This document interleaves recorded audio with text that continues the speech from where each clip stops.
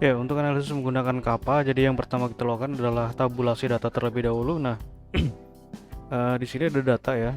Jadi data ini adalah data yang raw, yang belum ditabulasikan. Nah, di sini banyak eh, sel yang kosong. Nah, sel yang kosong ini nanti kita harus isi ya. Kita harus isi value-nya, karena kalau misalkan kosong seperti ini nanti error di analisisnya. Jadi untuk sel yang kosong nanti kita isi dengan value 0. Seperti itu ya, dengan alasan kalau misalkan ini dibiarkan kosong nanti tidak bisa dianalisis. Nah, kemudian data ini kita rapikan ya, kita tabulasikan. Nah, seperti ini tabulasinya. Di sini juga sudah saya buatkan pengkodeannya berdasarkan kelompok analisisnya. Nah, untuk kelompok analisis di sini kita kodekan menjadi pair ya. Di sini ada pair 1 sampai dengan pair 28 ya. Di sini ada 28 pasang analisis data. Jadi setiap pairnya di sini ada 5 analisis kappa. Ya, karena di sini ada ini ya, ada endema, dashboard, dash epitel, kebocoran, dan stroma. Nah, jadi sebenarnya untuk analisis ini cukup rumit ya, karena kita harus mentranslate dari gambar ini menjadi model penelitian ya, model pair. Nah, model pairnya nanti seperti ini, sudah saya kelompokkan ya. Nah, ini model pairnya. Nah, nanti untuk analisisnya kita mengikuti pair yang sudah ditabulasikan ini ya. Nah, di sini ada pair 1 sampai pair 28. Nah, untuk pengkodeannya di sini kita lihat. Jadi seed lamp ini kita kodekan sebagai SL. Kemudian D kita kodekan D ya di sini. Nah, ini kita kodekan D. Kemudian untuk edema, nah kita kodekan ED. Jadi seperti itu ya urutannya ya. Ada seed lamp, D berapa gitu kan, kemudian edema. Nah, ini SL D1 ED1 ED. Nah, ini seed lamp. Nah, kemudian untuk yang week, nah week ini kita ganti D-nya ya. D ini menjadi W. Dan kemudian kalau misalkan ini mon, nah SL M ED. Jadi W-nya kita ganti menjadi M ya, menjadi mon. Seperti itu. Jadi untuk keseluruhan ini cara pengkodeannya sama yang seperti tadi. Nah, disusun seperti ini untuk pengkodeannya. Kemudian setelah seperti ini kita lakukan analisis berdasarkan pair. Nah, kita coba untuk analisisnya itu kita menggunakan pair 1 ya, karena 1 sampai 28 itu sama saja prosesnya, nanti hanya tinggal pengulangan saja. Nah, seperti ini kita buka aplikasi SPSS-nya. Di sini saya menggunakan SPSS versi 30, namun ini bisa dilakukan di versi berapapun ya, karena tahapannya sama.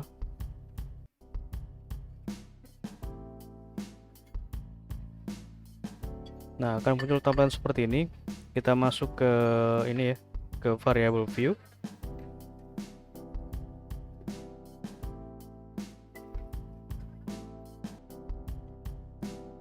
Nah, kita copy ini ya. Nah, ini kita copy, kemudian kita paste di name. Nah, seperti ini. Oke, seperti ini ya. Nah, kemudian kita masukkan namanya. Ini.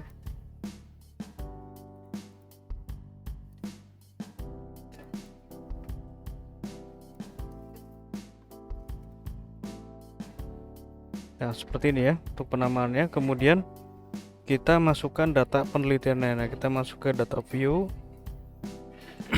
Ini kita copy seluruhnya ya. Nah, dari sini sampai ke sini. Kemudian kita paste di sini. Nah, seperti ini. Nah, ini bisa kita lakukan analisis. Nah, kita lakukan analisis untuk ini ya, untuk pair 1. Jadi ini untuk panduannya.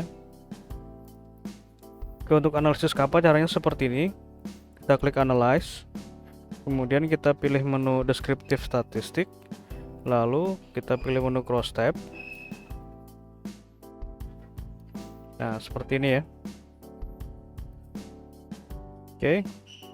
Kita masukkan ini ya, seed lamp. Per 1 seed lamp dengan SEC penilaian 2 pengecekan 1 D1. Nah, kita masukkan di sini kodenya adalah SL D1ED. Nah, kita cari ya, ini ya, SL D1ED. Nah, kita masukkan ke target list. Kemudian kita masukkan pasangannya di sini adalah SEC PN2 G1 D1. Kita cari di sini.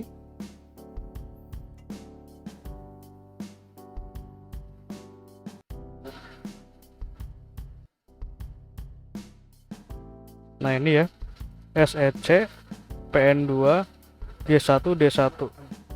Ya, sama ya. Nah, kita masukkan seperti ini. Nah, kemudian kita pilih menu statistik. Nah, kita centang di sini kappa. Kita centang kappa. Kemudian continue, lalu klik OK. Ya, ini ya. Nah, ini untuk analisisnya. Nah, jadi di sini yang kita lihat ya, kita fokuskan kepada approximate, significant, dan nilai value-nya. Nah, di sini di value sudah saya buatkan kriterianya ya. Jadi untuk jika nilai value-nya ini di bawah 20, ini ya, value kapanya ini di bawah 0,20, maka kesepakatannya rendah. Kemudian 0,21 sampai 0,40 sedang, 0,41 sampai 60 menunjukkan cukup, kemudian 61 sampai 80 tinggi, kemudian di atas 81 berarti nilai kesepakatannya sangat tinggi. Nah, di sini artinya kesepakatan itu adalah jadi antara peneliti 1 dengan peneliti 2 itu memiliki satu argumen yang sama. Jadi semakin besar nilai kapanya, maka argumennya akan semakin sama ya. Jika semakin rendah nilai value, maka argumennya semakin berbeda. Nah, argumen itu kita lihat ya, argumen itu perbedaannya atau persamaannya signifikan atau tidak. Nah, dilihat dari sini ya, dari approximate significant. Nah, kalau di sini saya tulis sebagai p-value seperti itu. Nah, untuk ini ya, untuk endema pada seed lamp 1 dengan SEC penilaian 2 pengecekan 1 D1, kita lihat ya, nilainya itu adalah 0,30. Nah, 0,30 kita masuk ke sedang ya. Nah, ini kesepakatannya masuk ke dalam kategori sedang, kemudian p-value-nya 0,054. Nah, artinya di sini adalah tidak terdapat pengaruh yang signifikan ya. Artinya adalah di sini terdapat perbedaan kesepakatan ya. Sehingga nilai kesepakatannya itu tidak signifikan. Jadi masing-masing peneliti itu menilai di sini ada perbedaan yang signifikan ya, perbedaan argumen yang signifikan. Oke, ini satu. Selanjutnya adalah kita menguji nilai dari guess fault.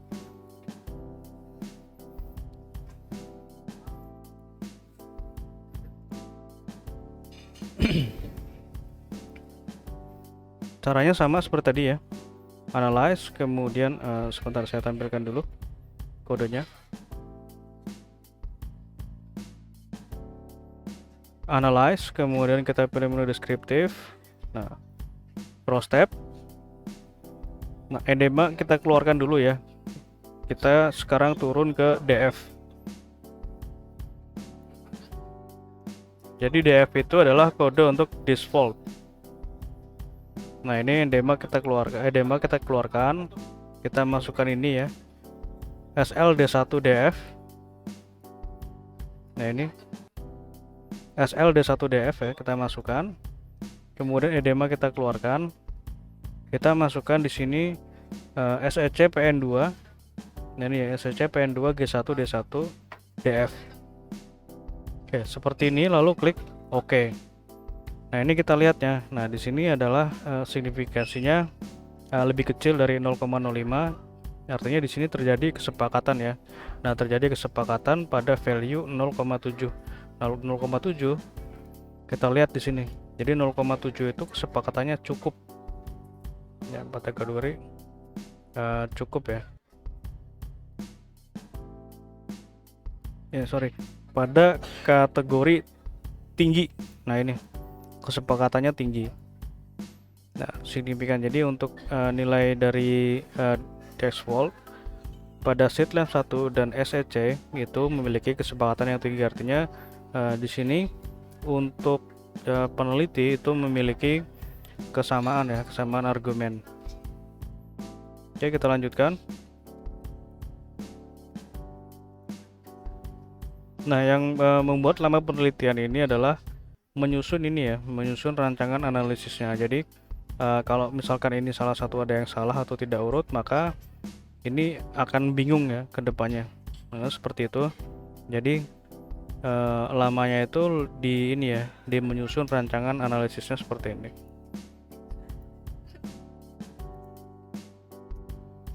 Ya, kita lanjutkan.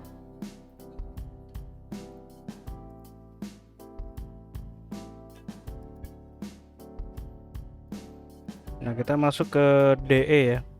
Nah, DE itu adalah defect epithel.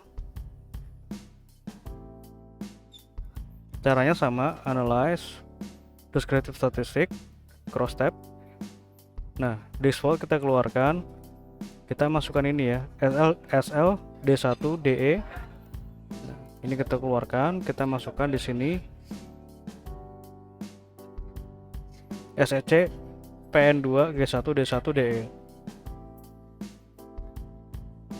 Nah, ini oke. Nah, seperti ini ya. Ini tidak signifikan. Kita lanjutkan ke selanjutnya, data selanjutnya. Data selanjutnya adalah KK. Nah, KK adalah ini ya, kebocoran kornea. Oke, analyze, descriptive statistic, kemudian cross tab. Nah, ini kita keluarkan, kita masukkan kebocoran kornea.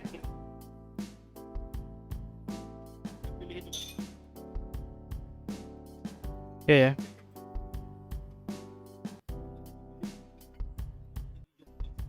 Nah, yang terakhir adalah ST atau stroma.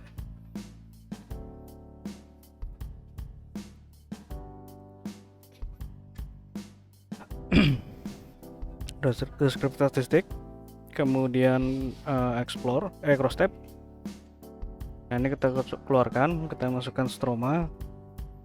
Nah, ini kita keluarkan ya, kita masukkan stroma. Oke, kita cek dulu apakah benar ya pairnya. Nah, di sini kita lihat SLD1ST. Nah, ya, SLD1ST, kemudian untuk pasangannya di sini adalah SEC PN2 PG1 D1ST. Oke, ini sudah benar ya.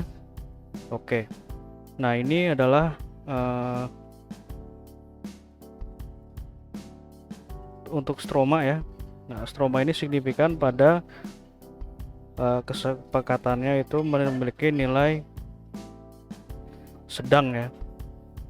Kesepakatannya sedang. Nah, dari 5 analisis ini ya, jadi setiap analisis ini memiliki tabel. Nah, tabel-tabel ini masuk ke dalam pengelompokan pair 1. Nah, seperti ini ya, kita copy. Nah, kita copy di sini. Jadi 5 ini adalah pair 1 supaya lebih mudah dalam menginterpretasi. Ini kita copy dulu ya seperti ini. Nah, 5 ini adalah pair 1. Kita buat ini ya. Kita buat set baru. Nah, seperti ini.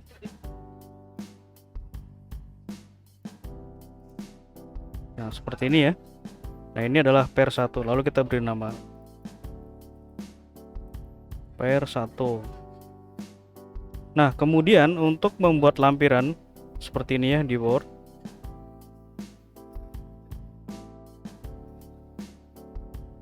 Nah, ini ya pair 1. Jadi Untuk symmetric measure yang tabel urutan 1 ini ya, yang paling atas, itu urutannya seperti ini. Jadi tabel ini yang urutan paling atas itu adalah ini ya. Nah, itu adalah ini, kemudian yang kedua itu adalah ini. Yang ketiga itu adalah ini. Yang keempat itu adalah hasil untuk analisis KK ya, yang ini. Kemudian yang kelima itu merupakan hasil analisis dari ST. Nah, yang ini. Jadi seperti itu ya cara membaca lampirannya. Jadi per 1 nanti tinggal dilihat ini urutannya seperti apa. Kemudian per 2 urutannya seperti apa, per 3 dan seterusnya seperti itu. Nah, tadi kan kita sudah copy paste di ini ya, di Excel. Nah, sekarang kita copy paste untuk membuat lampirannya. Nah, supaya nanti tidak tertukar ya.